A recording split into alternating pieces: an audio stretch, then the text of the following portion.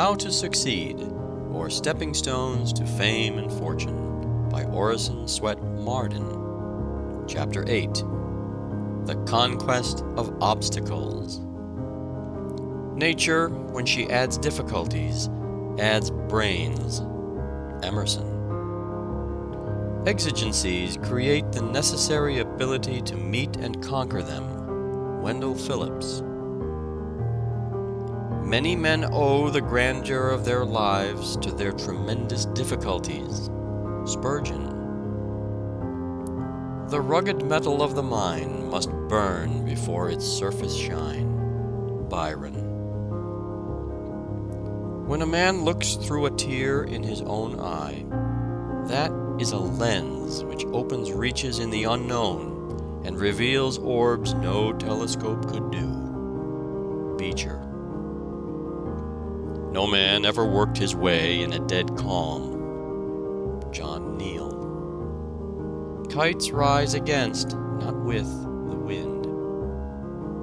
Then welcome each rebuff that turns earth's smoothness rough, each sting that bids nor sit nor stand, but go. Browning. What a fine profession ours would be if there were no gibbets, said one of two highwaymen who chanced to pass a gallows. Tut tut, ye blockhead, replied the other. Gibbets are the making of us, for if there were no gibbets, everyone would be a highwayman. Just so, with every art, trade, or pursuit. It is the difficulties that scare and keep out unworthy competitors.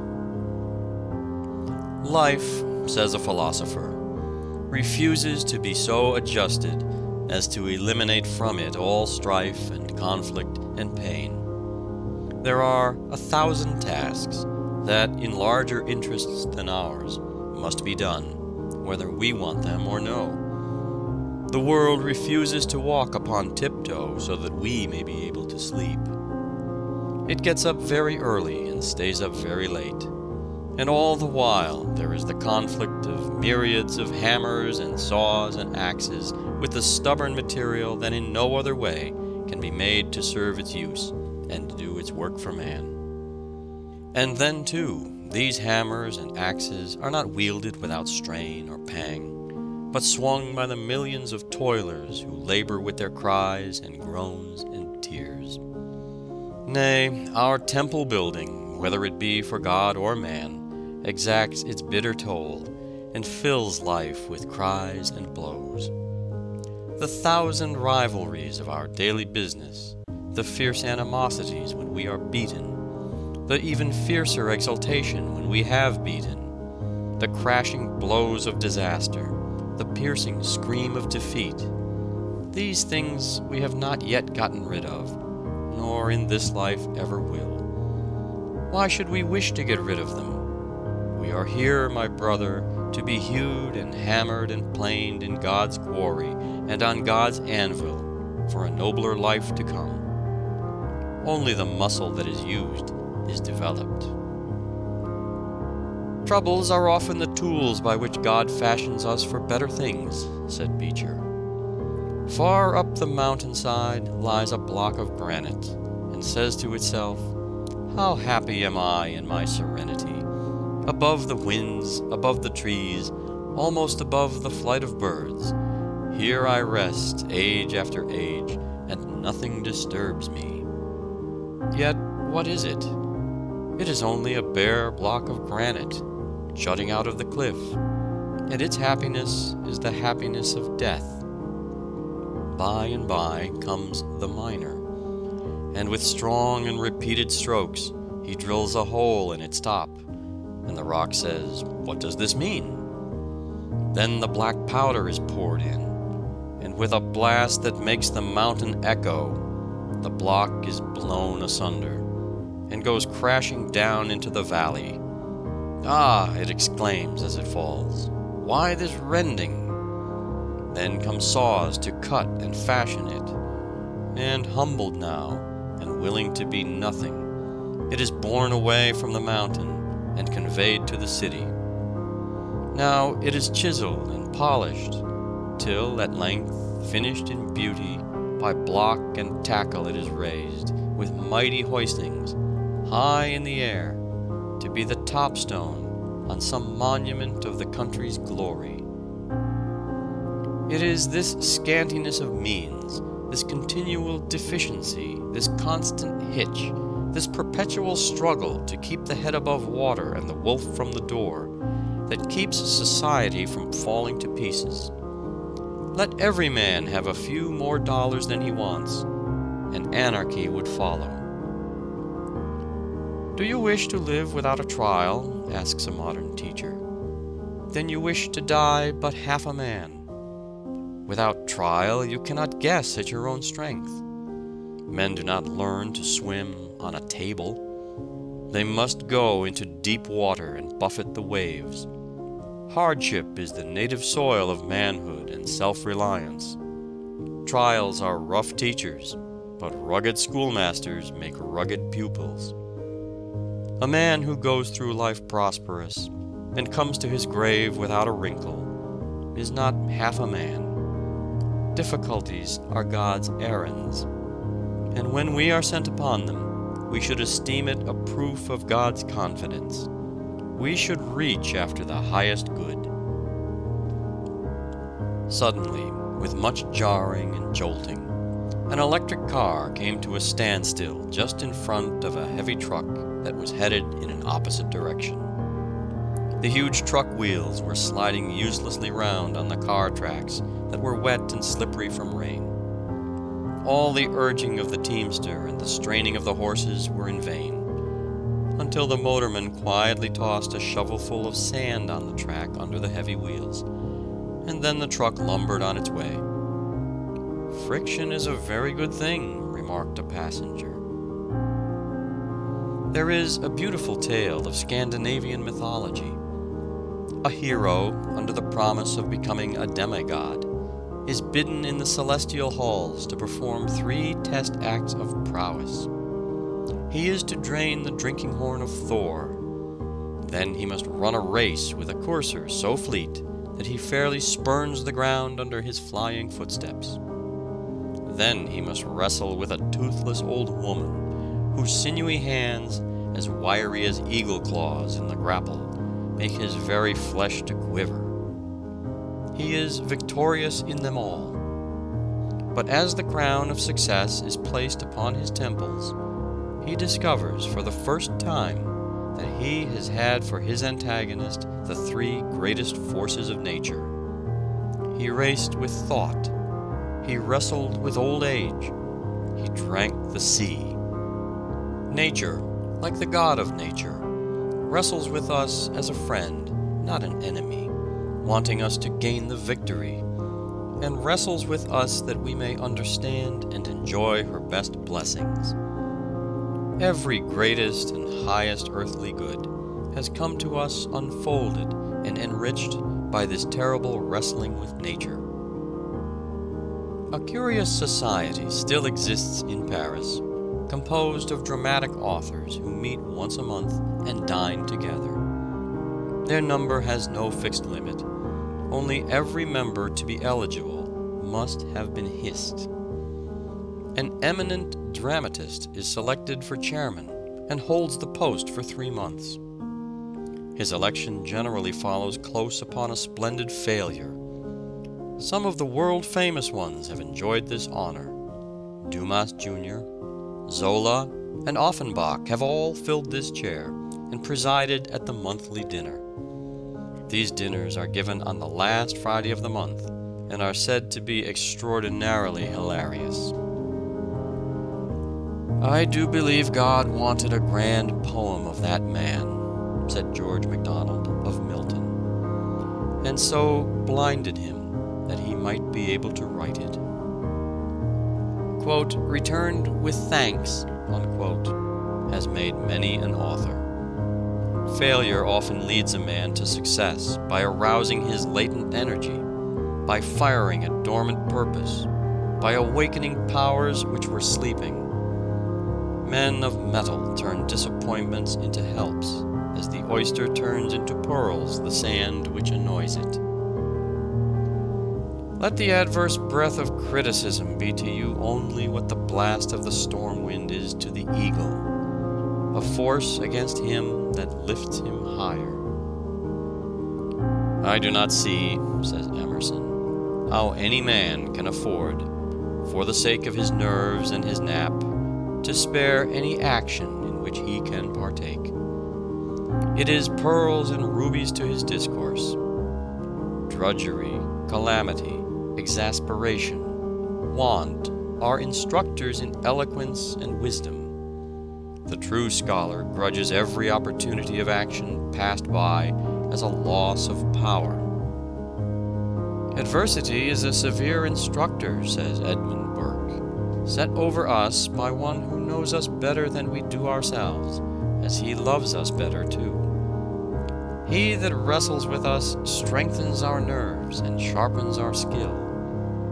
Our antagonist is our helper.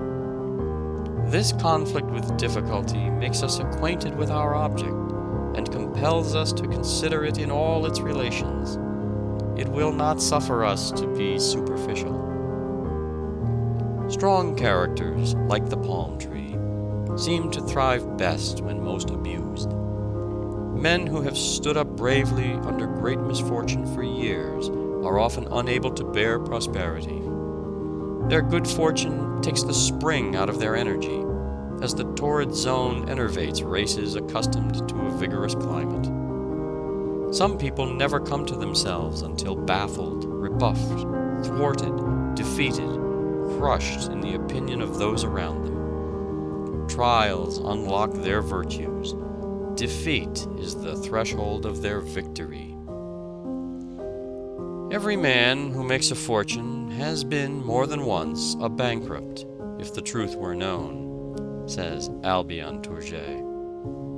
Grant's failure as a subaltern made him commander-in-chief, and for myself, my failure to accomplish what I set out to do led me to what I never had aspired to.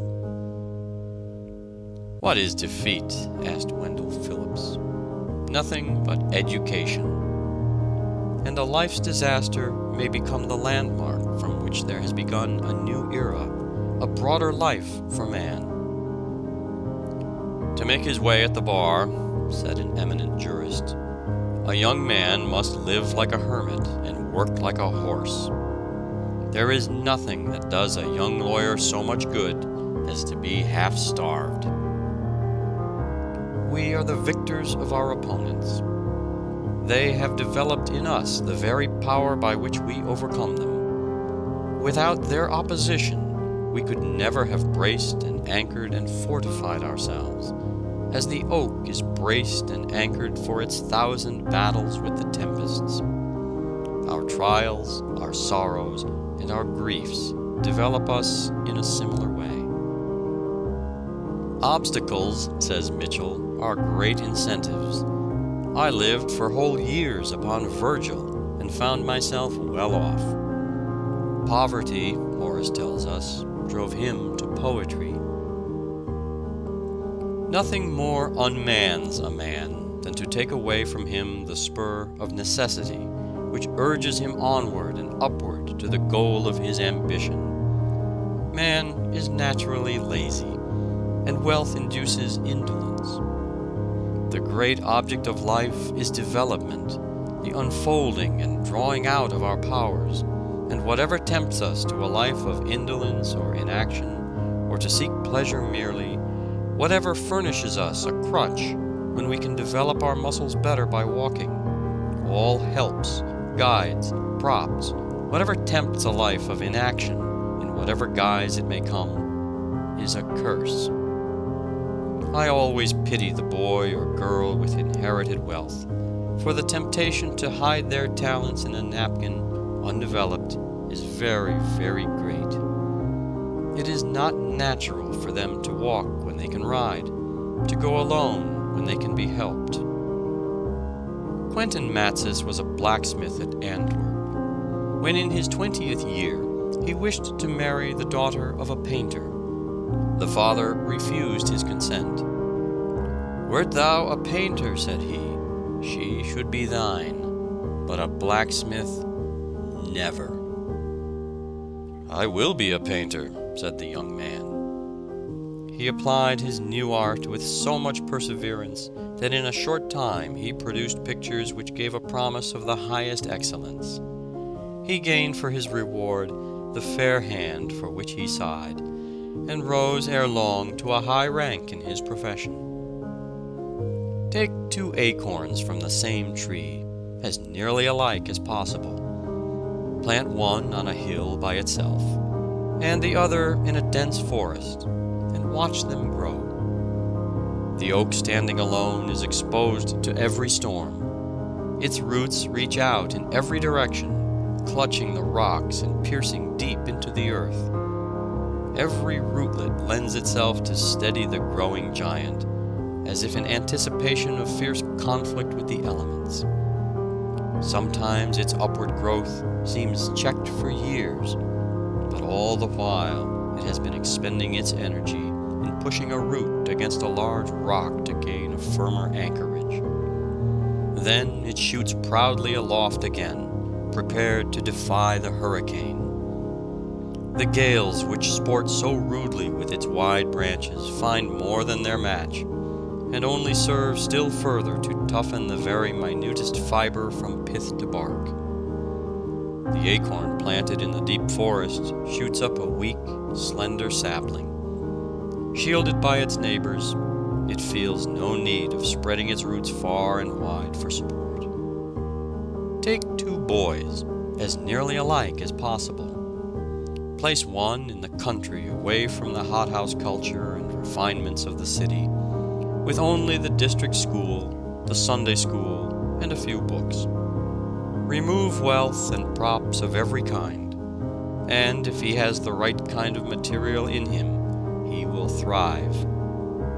Every obstacle overcome lends him strength for the next conflict. If he falls, he rises with more determination than before.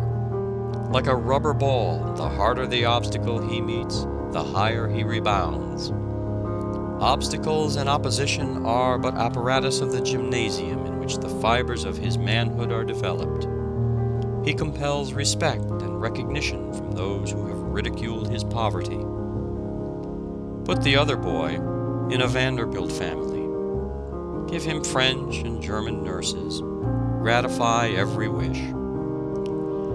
Place him under the tutelage of great masters and send him to Harvard.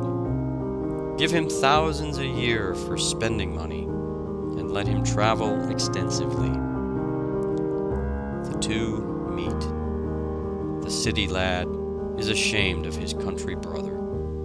The plain, threadbare clothes, hard hands, tawny face, and awkward manner of the country boy make sorry contrast with the genteel appearance of the other.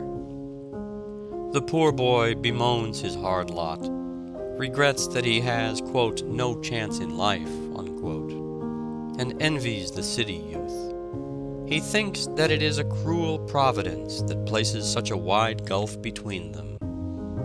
They meet again as men, but how changed!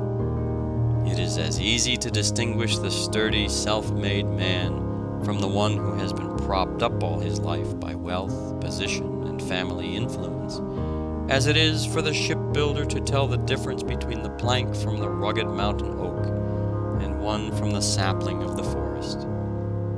If you think there is no difference, place each plank in the bottom of a ship and test them in a hurricane at sea. The athlete does not carry the gymnasium away with him, but he carries the skill and muscle which gave him his reputation. The lessons you learn at school will give you strength and skill in afterlife, and power just in proportion to the accuracy, the clearness of perception with which you learn your lessons. The school was your gymnasium. You do not carry away the Greek and Latin textbooks, the geometry and algebra into your occupations any more than the athlete carries the apparatus of the gymnasium. But you carry away the skill and the power if you have been painstaking, accurate, and faithful. It is in me, and it shall come out. And it did. For Richard Brinsley Sheridan became the most brilliant, eloquent, and amazing statesman of his day. Yet, if his first efforts had been but moderately successful, he might have been content with mere mediocrity.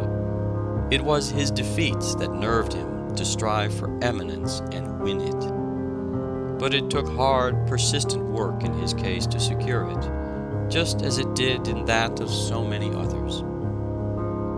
Byron was stung into a determination to go to the top by a scathing criticism of his first book, Hours of Idleness, published when he was but 19 years of age. Macaulay said, "There is scarce an instance in history of so sudden a rise to so dizzy an eminence as Byron reached. In a few years he stood by the side of such men as Scott, Southey, and Campbell. Many an orator like Stuttering Jack Curran, or Orator Mum, as he was once called, has been spurred into eloquence by ridicule and abuse. Where the sky is gray and the climate unkindly, where the soil yields nothing save to the diligent hand, and life itself cannot be supported without incessant toil, man has reached his highest range of physical and intellectual development. The most beautiful and the strongest animals, as a rule, have come from the same narrow belt of latitude which has produced the heroes of the world. The most beautiful, as well as the strongest characters, are not developed in warm climates, where a man finds his bread ready-made on trees, and where exertion is a great effort, but rather in a trying climate and on a stubborn soil. It is no chance that returns to the Hindu ryot a penny, and to the American laborer $1 for his daily toil, that makes Mexico with her mineral wealth poor, and New England with its granite and ice rich. It is rugged necessity, it is the struggle to obtain, it is poverty, the priceless spur, that develops the stamina of manhood, and calls the race out of barbarism. Labor found the world a wilderness, and has made it a garden. The law of adaptation by which conditions affect an organism is simple and well known. It is that which calluses the palm of the oarsman, strengthens the waist of the wrestler, fits the back to its burden. It inexorably compels the organism to adapt itself to its conditions, to like them, and so to survive them. As soon as young eagles can fly, the old birds tumble them out and tear the down and feathers from their nest. The rude and rough experience of the eaglet fits him to become the bold king of birds, fierce and expert in pursuing his prey. Benjamin Franklin ran away, and George Law was turned out of doors. Thrown upon their own resources, they early acquired the energy and skill to overcome difficulties.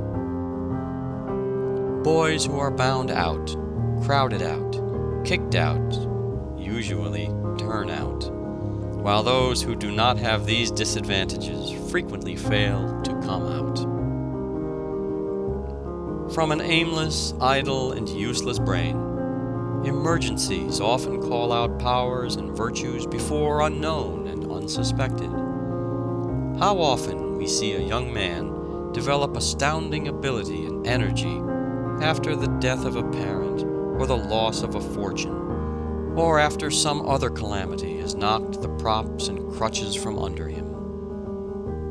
The prison has roused the slumbering fire in many a noble mind. Robinson Crusoe was written in prison. The Pilgrim's Progress appeared in Bedford jail. The Life and Times of Baxter, Eliot's Monarchia of Man, and Penn's No Cross, No Crown were written by prisoners.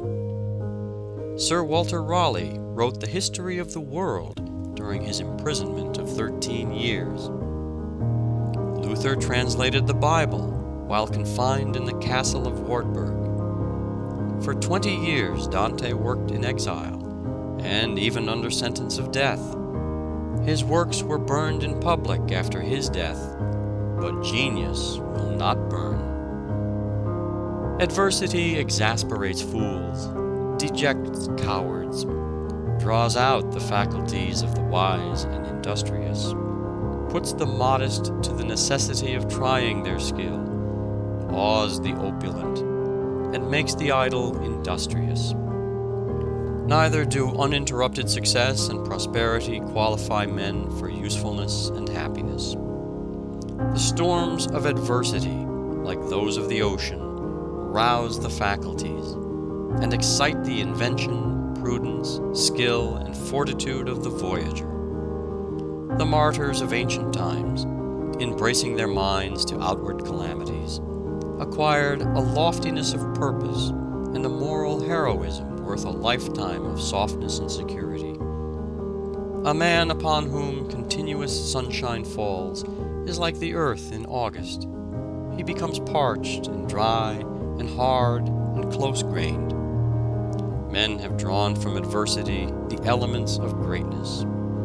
If you have the blues, go and see the poorest and sickest families within your knowledge. The darker the setting, the brighter the diamond. Don't run about and tell acquaintances that you have been unfortunate. People do not like to have unfortunate men for acquaintances. This is the crutch age. Helps and aids are advertised everywhere. We have institutes, colleges, universities, teachers, books, libraries, newspapers, magazines. Our thinking is done for us. Our problems are all worked out in explanations and keys. Our boys are too often tutored through college with very little study. Short roads and abridged methods are characteristic of the century. Ingenious methods are used everywhere to get the drudgery out of the college course. Newspapers give us our politics, and preachers our religion. Self-help and self-reliance are getting old-fashioned. Nature, as if conscious of delayed blessings, has rushed to man's relief with her wondrous forces, and undertakes to do the world's drudgery and emancipate him from Eden's curse. End of chapter 8. Recording by David Marden.